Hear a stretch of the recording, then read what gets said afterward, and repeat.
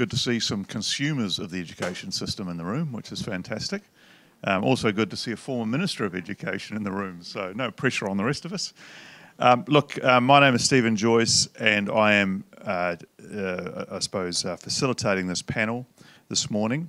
We've got three passionate people with regards to education in the room. I was going to say three passionate educators, but I think Cameron's more of a passionate educational economist, at least in part anyway. He's got other strings to his bow. So just to my immediate left, Justine Mahon, who is the chair of the Charter Schools Authorisation Board, leading New Zealand educator in her own right. She was principal of St Cuthbert's College for 6 years and has considerable experience as a teacher and principal in primary and secondary school, as well as a lecturer at tertiary level. Not many people know that. To her left, Kate Gainsford, another storied educator in terms of her expertise, over 4 decades in education. She's served for the last 13 years as principal of Aotea College, which of course many of you know is a co-ed educational institution secondary school in Porirua. She's championed student achievement and community engagement. She's the current chair of the PPTA Secondary Principals Council, and she had a 2-year stint as national president of the PPTA Post-Primary Teachers Association. Cameron is managing director and chief economist at Bagrie Economics, respected commentator across New Zealand in a range of areas of economic matters, was the chief economist at ANZ for 11 years, has also held positions at the National Bank, Treasury and Stats New Zealand, and is currently a board member of the Life Education Trust. So, what we're going to do is dive into it, have a discussion. You're please welcome to submit your questions on Slido. You just have to select the second room on Slido as against when you're out there, otherwise you'll be asking questions of the health panel and then we'll get a bit confused. If you have any difficulty with that, the chaps down the back will help make sure that you've got onto the right page, but we're looking forward to getting your questions. To get started, Cameron, of course, being the economist in the room, has some views on the state of education in this country from a numbers perspective and outputs and outcomes perspective. We'll start there and then we'll go to our two educators. So Cameron, the floor is yours. Right, I'm just going to put some context around things. Yeah, when you're an economist, you look at the short term, the medium term, the long term, and ultimately it's the long term that really matters. And I've taken the view now for some time that if you want to pick a lead indicator in regard to where New Zealand is going to be in 30 years, look no further than the education outcomes we're seeing today, because that's your lead barometer.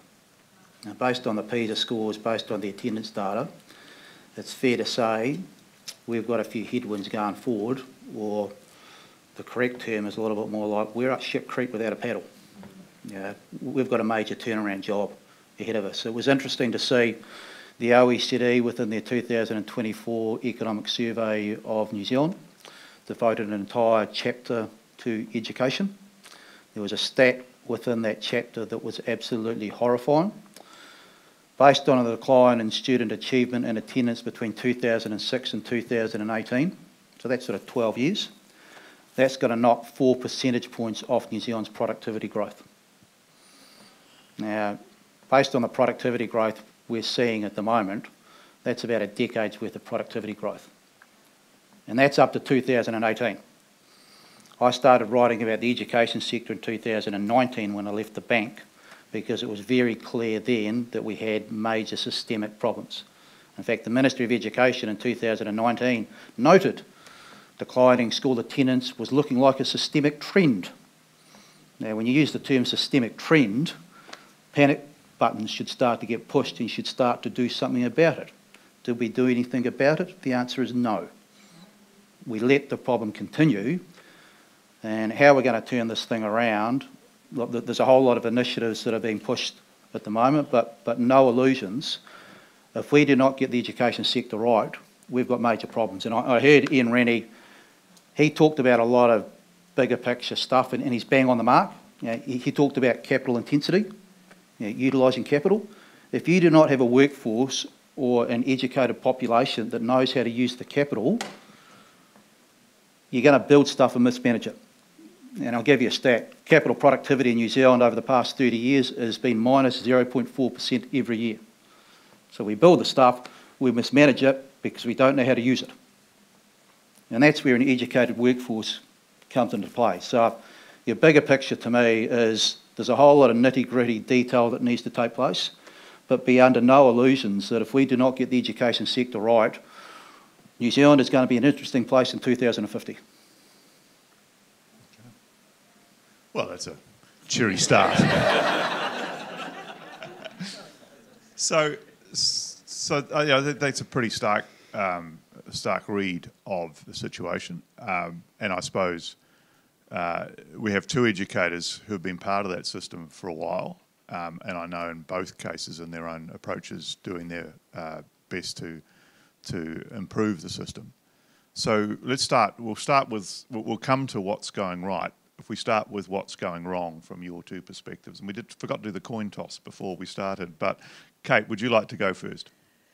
Okay, thank you. Atamari, everyone. Look, I think you're absolutely right in terms of the legacy issues that we've got, and I'm going to talk about the current state in terms of what those are. There are legacy issues that are positive and there are legacy issues that are negative. And if we look at the things in the context of this forum that we've heard over yesterday and today, we can see post-COVID, I don't think it is about triumphalism, but I do think it is that we have some legacy issues around the grit and determination of the profession. So the profession in this country is strong.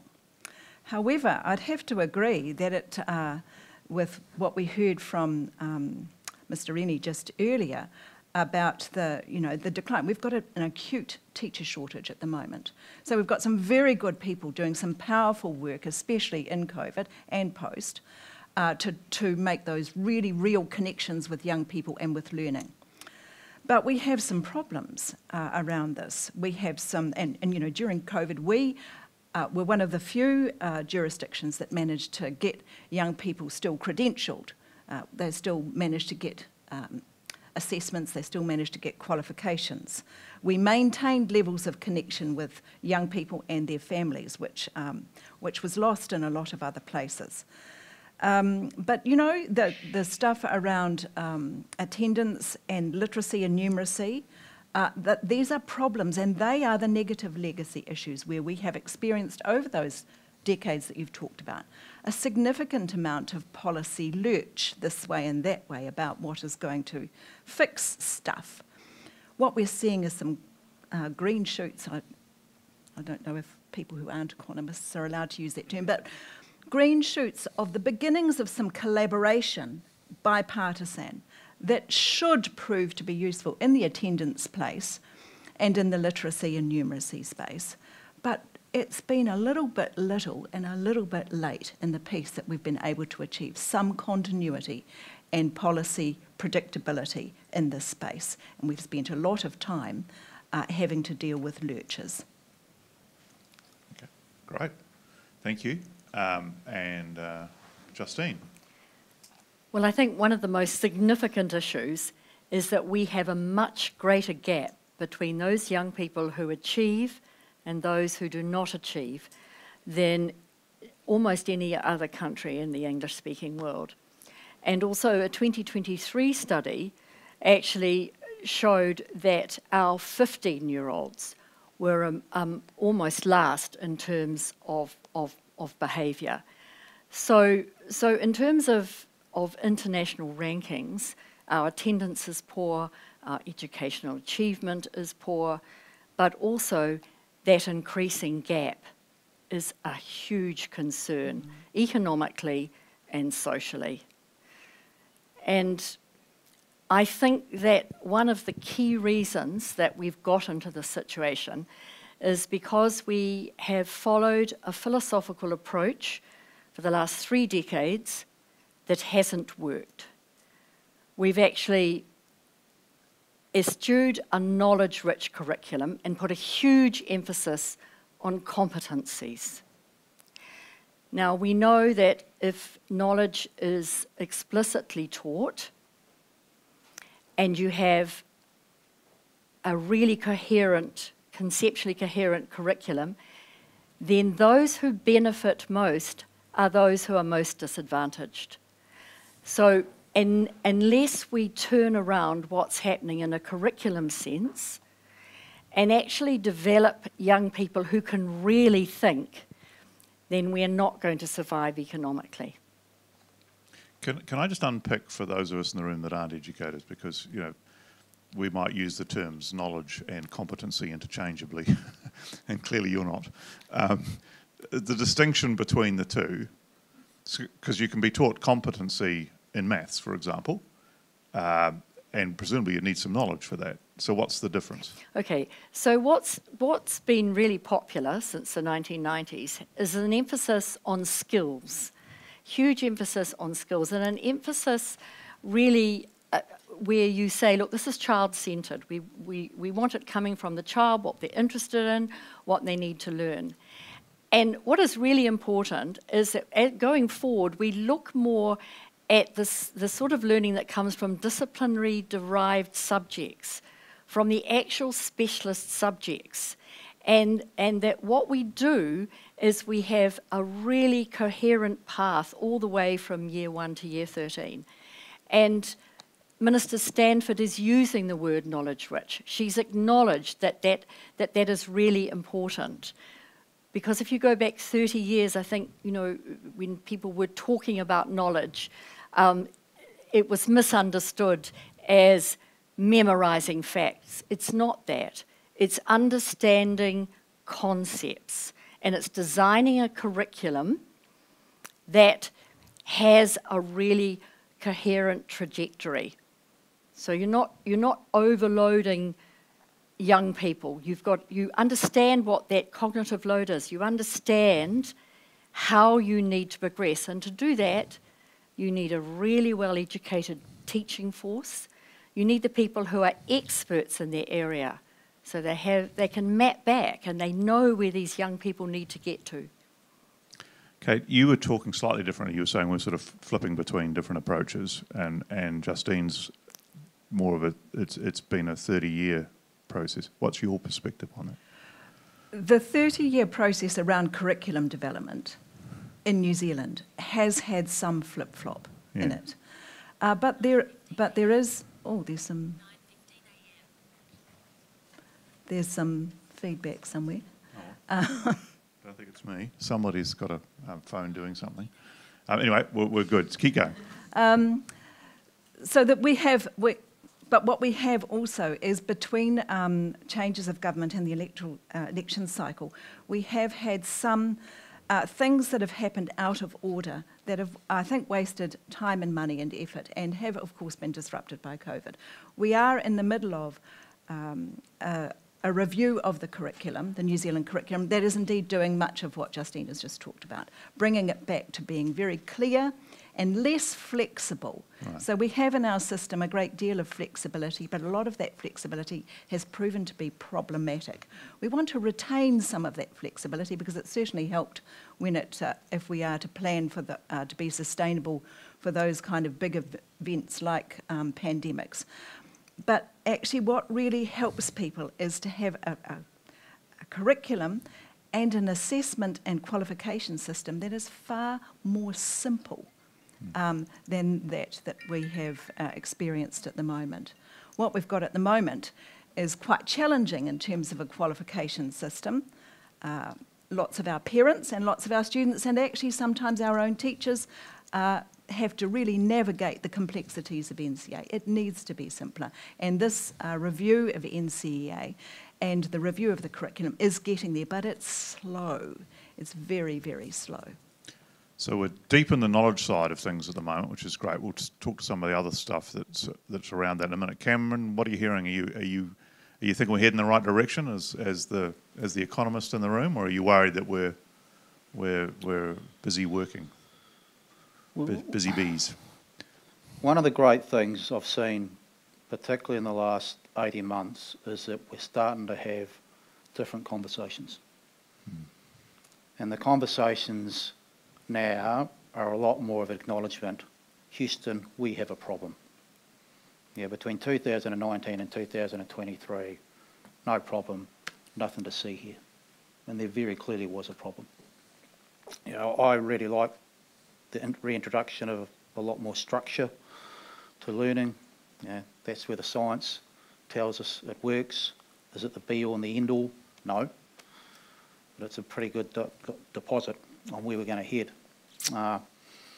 Beyond education, well, we can't just look to the education sector to fix education, because one of the big problems we've got economically across New Zealand is that we've let society's wider evils, i.e. a dysfunctional housing market, encroach into the education sector. And I do some work with the New Zealand Police, and the New Zealand Police are seeing exactly the same thing. They're almost like we're becoming social workers, because we've got all these other extensive problems across society. So any solution that's going to turn the education sector around cannot rely on an education-based philosophy or policy alone. It needs to be broad-based and looking and acknowledging some of those wider problems we've got within society, because if we don't not fix those wider problems in society, good luck getting the kids to turn up. That's absolutely right. I think that if we don't wake up and look at those stats that we've had for some time around mental health, around suicide, you know, the unpalatable things, we have to invest in these young people. They are the ones who are going to be looking after us. And so we absolutely have to unequivocally, unapologetically promote the investment in education to something that is that we have not ever seen before.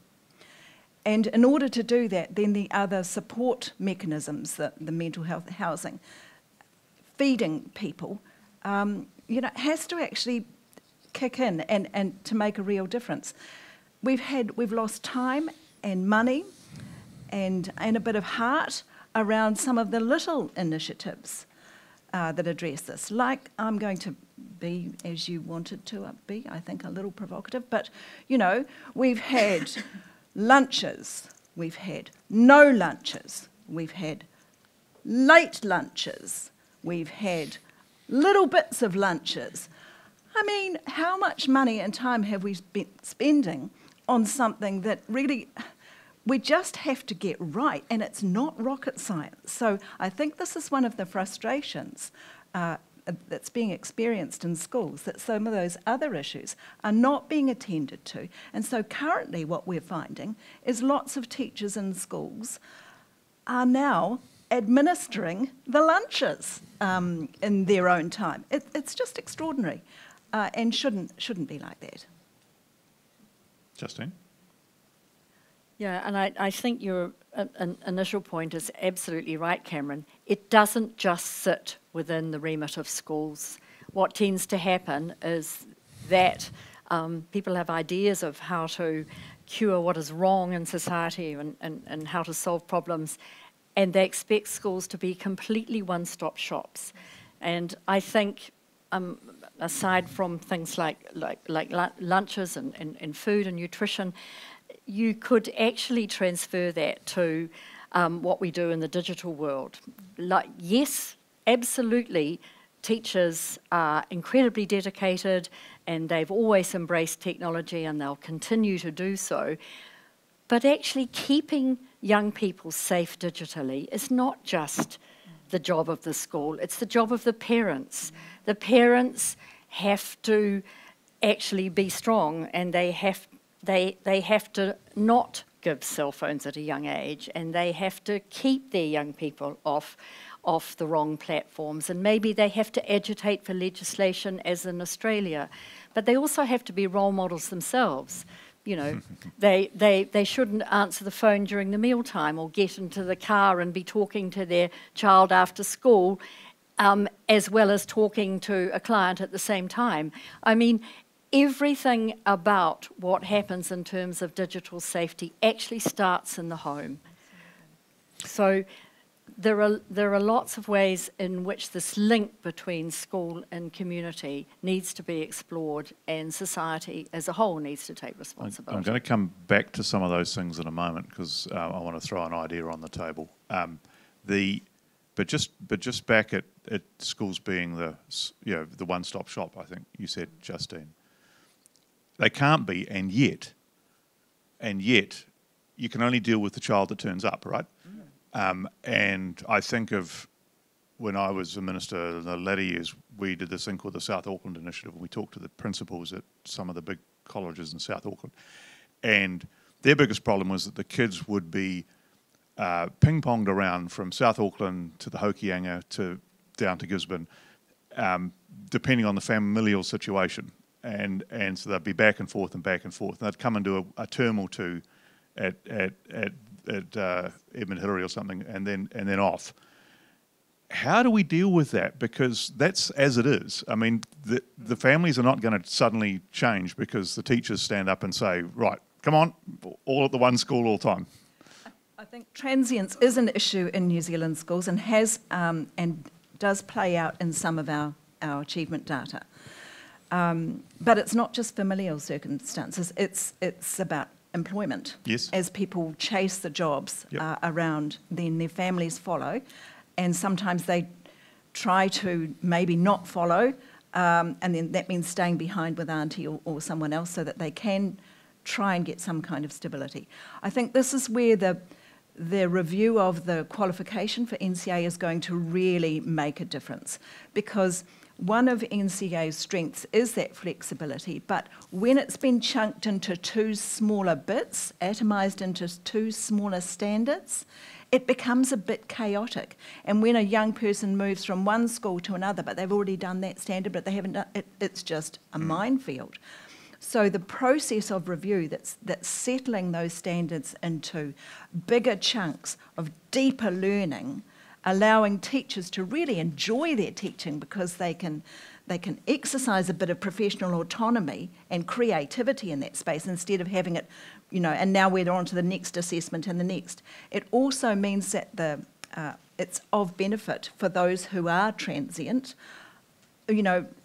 Solving transience is another issue which we leave to the economists or someone, but we just have to deal with it. Yeah. And one of the better ways we can deal with it is to have less fragmentation within the qualification system and to have more certainty and stability around that. So that's been a long time coming and certainly got interrupted by COVID, but it's absolutely necessary and a necessary part of putting things right. I wonder though too whether we just have to change our model a bit, because I sort of think, well, if there is a group of kids who move between two areas, then why can't schools in those two areas form either formal partnerships or distinct partnerships? So in other words, run common roles and things like that, because at the moment we do very much see the model as one school, one place, and that's the way it is. And we know. I know from just working with, there was an initiative in the Nelson schools around IT at the time, that prior to the IT sharing, even the primary schools and secondary schools weren't talking to each other much because every school was an island. So how do we break that a bit and follow the kids? Well, I think your point is right. We need choice, more choice within the system, and we need to encourage communities and people to come up with good ideas. And one of the good ideas is actually to have the flexibility of people to apply to be charter schools. And we've seen already that the applications for charter schools come from so many different communities. They come from isolated communities, the sort of communities perhaps that you've been mentioning, where young people struggle to find the sort of education that suits them. And so if you have a model where a group of people are getting together with good educators on board, in many of our isolated rural areas or disadvantaged areas, some of these may have iwi backing, we can actually mould schools that actually serve students in the way that they need to be served. Because I think if you centralise everything, then it becomes far too difficult. You don't get the innovation. You give people agency and you demand accountability, you get some very strong functional models rather than having everything centrally organised. It's too hard, and it means that everyone is not served in the way they need to be. So quite predictably, I would disagree. Come on down, Kate. We had to bring this up. Yes, I think it's really important that we discuss it. I think it's really important that we have a really well-informed debate about this and good understanding about this. I would disagree that more fragmentation and more difference helps the most vulnerable people in our system. I would also disagree that running, 2,500 schools in a small country is too hard. It's not. It's a little country. It's a relatively small number of schools. People do it all day long in most other countries. It's not too difficult. But what we got is some settings that work against that. And some of those settings go back to the very origins of tomorrow's schools and the idea about having community engagement, which is a good thing, and we certainly wouldn't want to lose that. But if we have, I think the term has been used before, 1,000 flowers blooming at once, well, honestly, some of them are not going to bloom because everybody's making up their own way of doing it. There's a vast amount of money and time that is wasted in reinventing the wheel. We can and have historically had innovation. Sometimes it's come out of this very university. I recall the time where the work of Russell Bishop and currently even the work of Mere Berryman identified some successes with Te Kotahitanga that saw young people prosper and thrive and achieve in an equitable way. And successive governments looked at that data, which was very compelling, and decided they would extend the pilot, and they did, and then it got expensive and they pulled it back.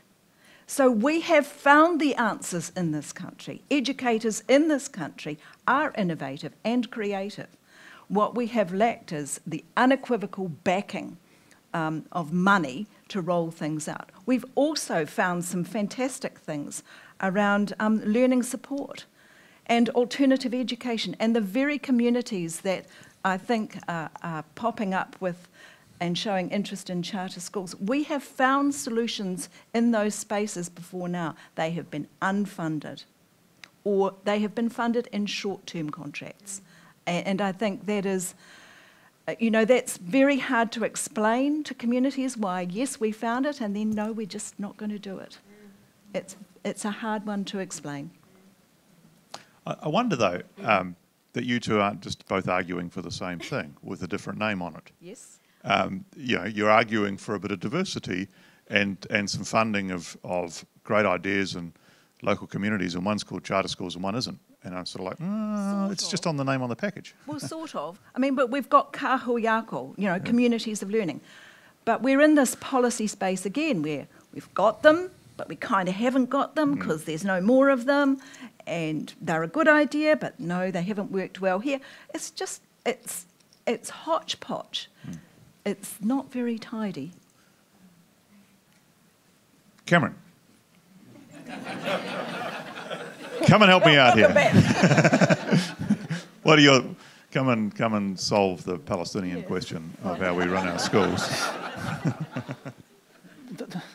Does it really matter what name you put on it? All right. To me, the key here, and it's a global theme, yet data is power. It provides you information. All right. So in my game, I use as much information data as possible because that helps you deliver an outcome. Minimises the risk that you're going to miss the dartboard. All right. And what I'm not convinced about across New Zealand is that we're using data sufficiently to improve our execution. Give me a strategy that's built around information that is constantly monitored, that lets you measure results. That's where you know where to put the money. But it comes down to political will also, doesn't it? Because we've got data around... Don't get me started on political will. Because we've got data around teacher shortages over, a significant number of years.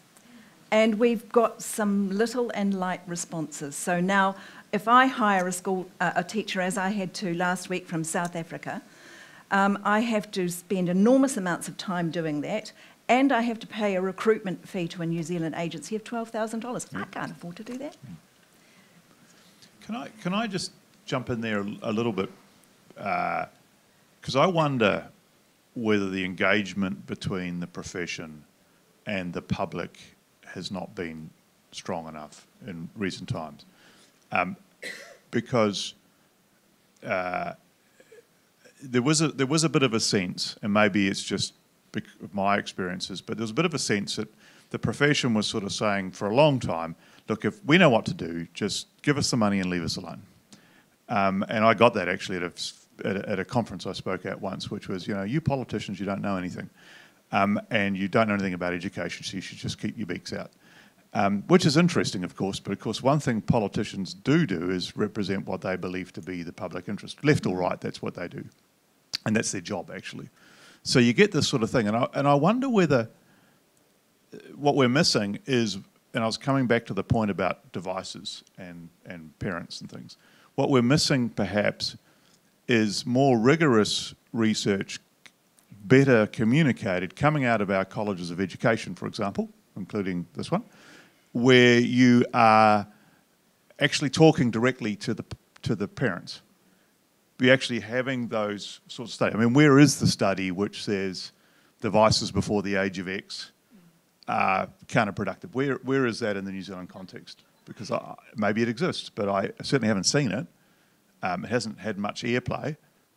Where is the discussion about data-rich solutions? I mean, we know about things like Stargate and I think it's called Stargate, isn't it? The Auckland University thing, which went pretty well.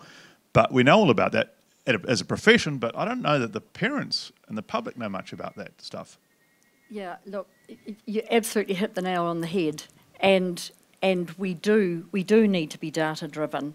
Now, for the first time, cognitive science is actually telling us, showing us how people learn, and it's actually explaining why certain curricula and ways of being taught are more effective. In fact, there's a publication that's just come out which is free. You can download it. It's open access. It says Developing Curriculum for Deep Thinking.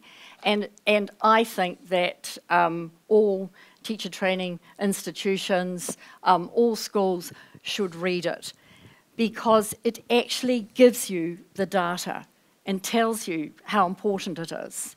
And of course, if we know how to create a nation of people who think properly, we're going to be economically prosperous. And I do think that the teaching profession itself, and maybe universities and anyone involved in this sector of training teachers, we haven't taken enough cognizance of this data. We haven't talked in the public realm about what's happened in neuroscience. It's been absolutely huge, especially in the last decade. And we need to be brave enough to look at overseas models.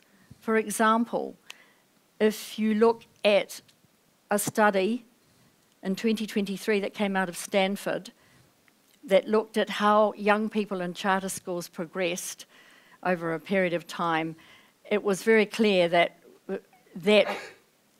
within a very short space, they were a year ahead of their contemporaries in other schools. And in England, I would advise everybody to go on YouTube and listen to Catherine Burble-Singh talking. She teaches in a socially disadvantaged area in London, and last year, her young people got 52% GCSEs 9++, that's Excellence ++, and the boys from Eton got 53% GCSEs. So, I mean, there you have a result, a teaching method and a result.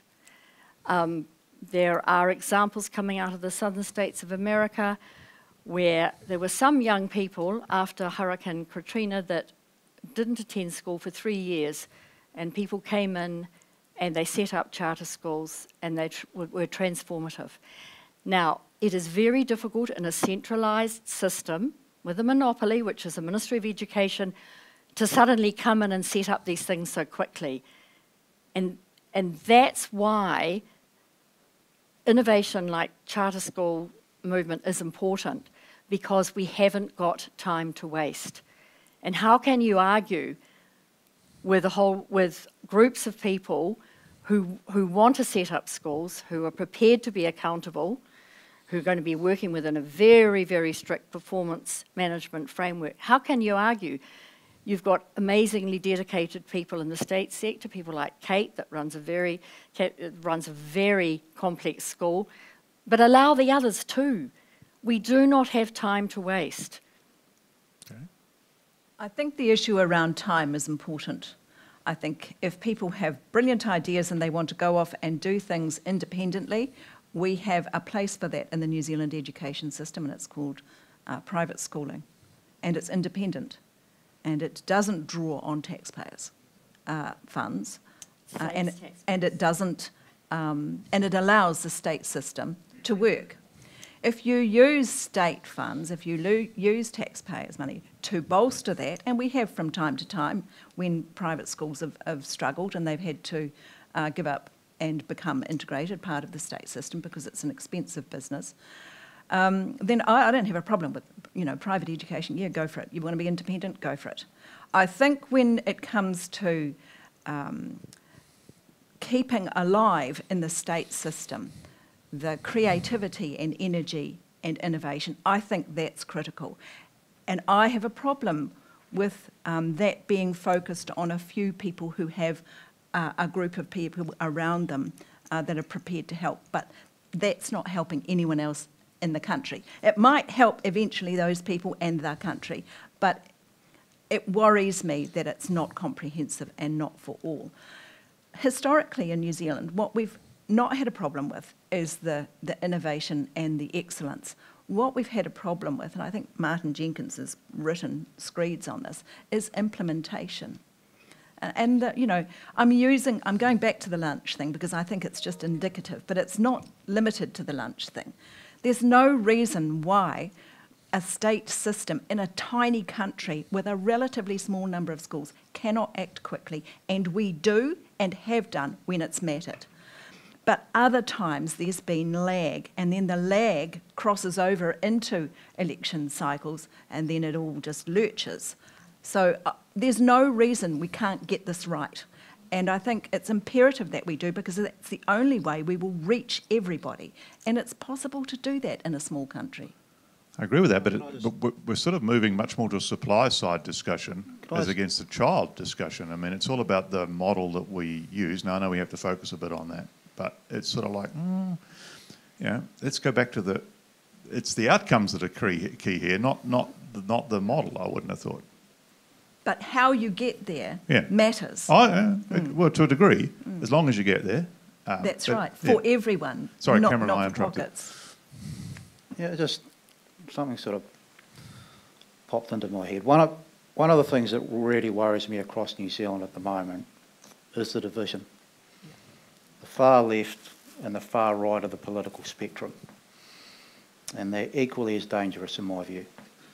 And this is a global theme that we're seeing internationally. In America, UK politics, it's across the world where we're splintering into a more fragmented political and social scene. Here's the challenge. Surely we could use education as a healing variable to bring New Zealand together. Because who's going to stand up and put themselves first ahead of the kids? I don't know too many people who are going to take that sort of attitude. Now, somehow we've got to bring New Zealand together. How do we do it? But we must be able to find common ground in regard to education. Like the science is pretty bloody easy. You know, we want to be delivering outcomes. You know, put the political philosophy aside and let's just focus on results.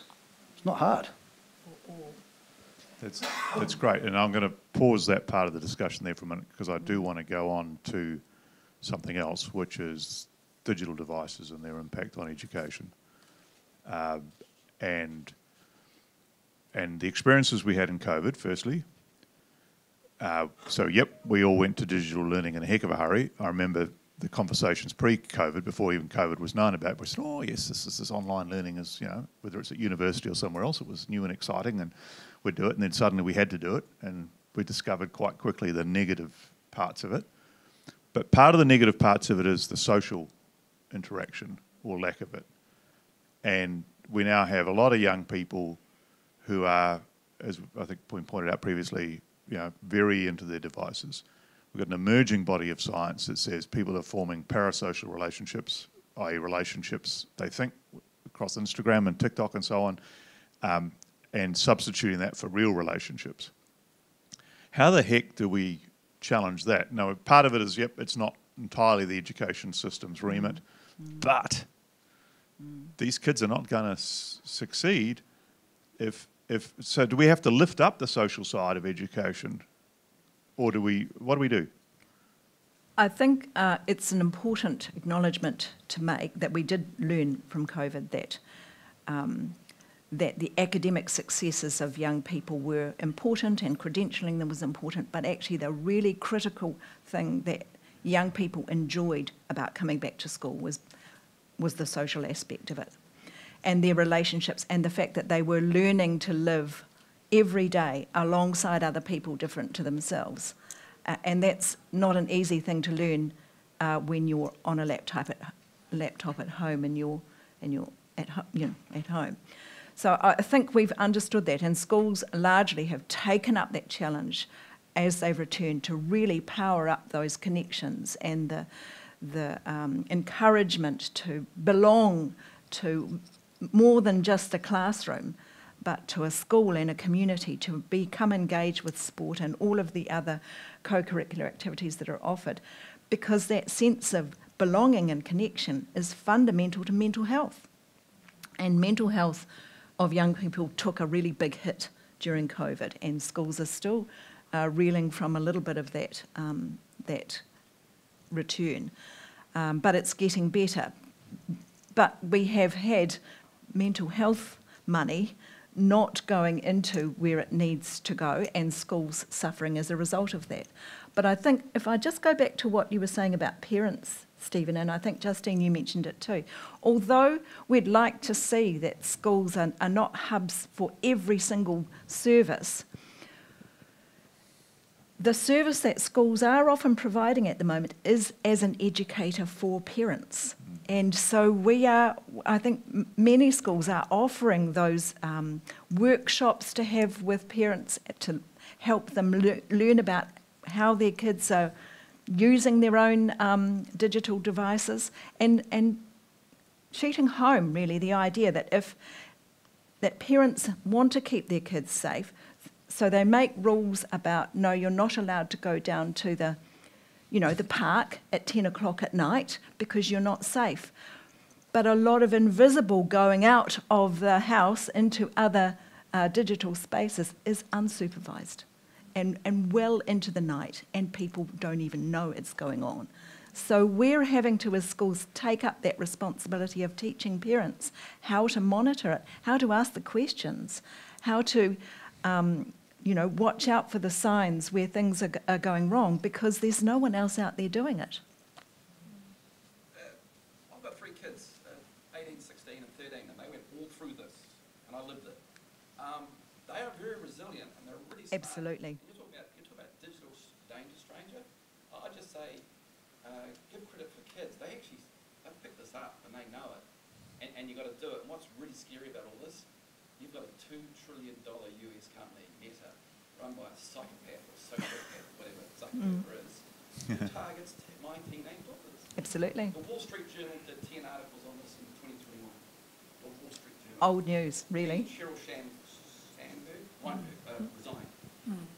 That's scary. Yeah. My two teenage daughters are up against this digital platform, Meta, that has AI that is in the weapon systems in Ukraine. Absolutely. Zuckerberg wants to get inside their head. How scary is that? But the kids actually know that. They do, and I think a critical mass know, and a critical mass are resilient and knowledgeable, and the collateral damage is really heartbreaking for the ones that fall over and fall in. This comes back to the point of a much greater channel, not just the individual school to parent channel, but the actual, I suppose the profession at the national level to parents as well. Now, given that, thank you very much for your question. Given that you've jumped the queue of all the other people on Slido, which of course is digital and for all I know run by Meta. So maybe some of these questions are not real, or AI generated. There's a good question here though. It says, why do you think there are some children and parents, or increasing numbers of children and parents, that don't believe school is good enough nor enjoyable enough use of their time to commit to? And this is this might be, I mean, it's applying a motive to the absentee issue, but clearly if there's a lot of people not turning up, then why aren't they valuing it? What do we do? Is it possibly as simple as, with all the excitement in the digital world, school just isn't that exciting anymore? Well, I'd like to quote something from our foremost curriculum expert in New Zealand, Professor Elizabeth Rata, and I think this in part might answer that. There's a huge emphasis on the primary knowledge students have, which is the socio-cultural knowledge, and not enough on the secondary knowledge, you know, that actual really stimulating thinking. She says many New Zealand students no longer study something, therefore no longer have the opportunity to develop their intelligence. They have spent years in superficial project-based learning and acquiring skills without understanding. And they perhaps don't really know why school is not quite what they need. They're too young, they don't understand. But if we were to move to a knowledge-rich curriculum, if we were to look really hard on the approach we've been taking over the last 30 years, then I think that would actually be one of the reasons that would help with attendance. You know, if students really understood where they needed to get to and how they were going to get there, then that would be really rewarding and exciting for them. They feel good when they're really stimulated and they're making cognitive progress. Okay. It's multifaceted, first of all, but I want to speak to a couple of those facets if I can. I don't think it's about if we move to that type of curriculum. I think that is the curriculum that is being developed right now. The know, understand, do, and the bigger chunks for NCA, that is a whole raison d'etre for that, because it will produce and is producing where it's in place greater engagement.